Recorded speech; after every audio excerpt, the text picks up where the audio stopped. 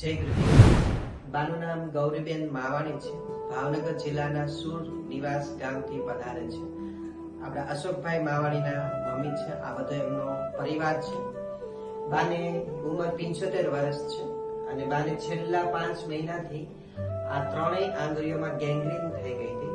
Gangrene શું કહેવાય આપ બધાને ખબર હશે. એટલે કે કોઈ નસ બંધ થઈ જાય. નસ બંધ થાય એટલે આપણો કોઈ પણ પોર્શન સુકાવા લાગે. તો બાને આ 3 આંગળીઓ સુકાઈ ગઈ હતી, બ્લેક પડી ગઈ હતી, સાવ ગેંગ્રીન થઈ ગઈ હતી. આ બંને આંગળીઓમાં વેઢામાં એકદમ બ્લેક થઈ ગઈ હતી અને આ ટચલી આંગળી છે એ અડધી આંગળી આખી એમ કે સડી ગઈ. એ આખી આંગળી જે છે એમાં જીવાત થઈ ગઈ હતી અને ખોલે તો બહુ જ બદબુ આવે અને આ આંગળી કાપવાની ફરજ પડી ગઈ હતી. ઘણા બધા ડોક્ટર્સને બતાવ્યું, ઘણા બધા રિપોર્ટ્સ પણ કરાવ્યા, પણ છેલ્લે ડોક્ટરે એવું કીધું બાને કે સેવા કરવાની અને જ્યાં સુધી સારું રહે ત્યાં સુધી સારું રહેશે. બાકી હતું એમ ટૂંકમાં આનો કોઈ પરમેનન્ટ મેડિકલમાં ઈલાજ ન હતો, પરંતુ આપણા બધા સમર્પિત સાધકો છે. અહીંયા આશ્રમથી આપણા શ્રી સત્યમ યોગધામ ધોરણપાડી સુરત આશ્રમથી બાને આયુર્વેદ દવા, કુદરતી ઉપચાર, અગ્નિકર્મા અને એક્યુપંક્ચર અને દવા અને દુવા બધી એક સાથે, રેકી ઉર્જા ને બધું એક સાથે.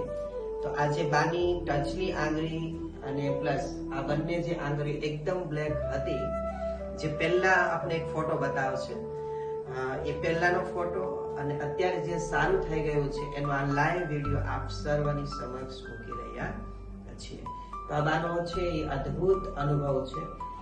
ઇન શોર્ટ કહેવાનું તાત્પર્ય જ્યાં મેડિકલ સાયન્સ અટકે ત્યાં યોગ, આયુર્વેદ અને આધ્યાત્મની શુભ શરૂઆત થતી હોય છે.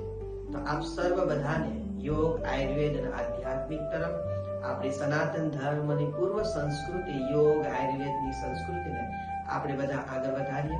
ખાવા પીવામાં ખૂબ જ કેર કરીએ અને આવી સારવારથી આજે બાની આંગળી કપાતી રહી ગઈ છે અને હવે આમાં નખ પણ આવવાની શુભ શરૂઆત થઈ ગઈ છે.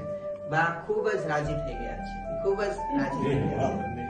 ખાસ કરીને એનો પરિવાર જે છે, એમનો જે પરિવાર છે તે જાત્રા ન કરાવે તો કઈ નહીં, પણ બાની આંગળી મટાડી દીધી એટલે એક જાત્રા બરાબર બાનું કાર્ય થઈ ગયું કહેવાય. આપ સર્વ બધાને જય ગુરુ.